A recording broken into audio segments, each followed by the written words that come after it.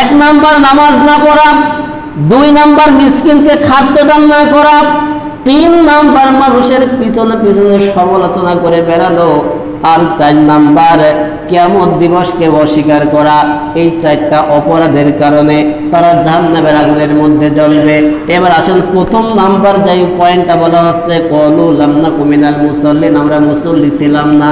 এই আয়াতের ব্যাখ্যা তাফসীরের মধ্যে আসি। এখানে আল্লাহ পাক বলতেছে ক্বালু লাম নাকু মিনাল মুসাল্লিন, জাহান্নামীরা বলতেছে আমরা মুসল্লি ছিলাম না, অর্থাৎ নামাজ পড়তাম না, এই জন্য জাহান্নামে আসলাম। এবার বলেন নামাজ আগে না ঈমান আগে? ঈমান আগে। ঈমান বাদ দিয়ে আপনি পৃথিবীতে যা কিছু করেন কোনোটাই কবুল হবে না, আগে লাগবে ঈমান। আর ঈমান আসে কিভাবে? আল্লাহ পাক রব্বুল আলামিন ঈমান আনার যে পদ্ধতি, যে সিস্টেম বান্দার জন্য দিয়েছেন ইসলামী শরিয়া অনুযায়ী, কোনো মানুষ যদি আল্লাহকে বিশ্বাস করে, রসুলকে বিশ্বাস করে, কোরআন কিতাবকে বিশ্বাস করে, পরকালকে বিশ্বাস করে, ফেরেশতাকে বিশ্বাস করে, ভালো মন্দ তাকদীরকে বিশ্বাস করে, জান্নাত জাহান্নাম বিশ্বাস করে, ওই ব্যক্তি ঈমানদার।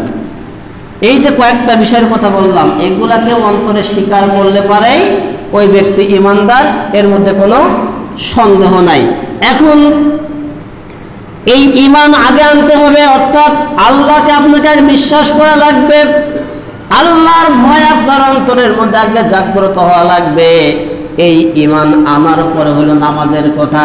এখানে আল্লাহ পাক রব্বুল আলামিন কিন্তু এই কথা বলে নাই যে যারা ঈমান আনে নাই ওরা জাহান্নামে জ্বলতেছে, এই কথা এতে বলা হয় নাই।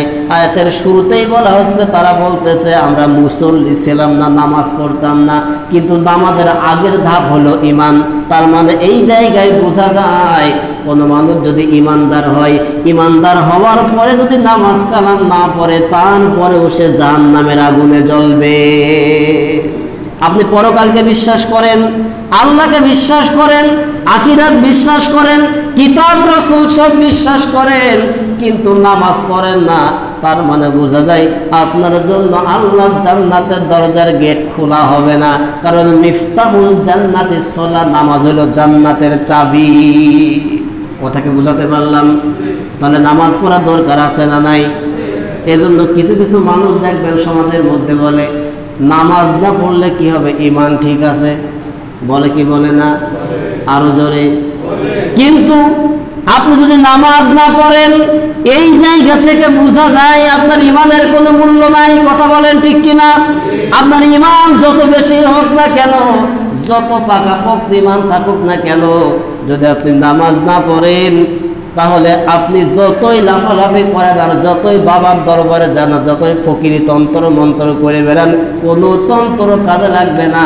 মরার সঙ্গে সঙ্গেই কবরের মধ্যে শাস্তি শুরু হয়ে যাবে।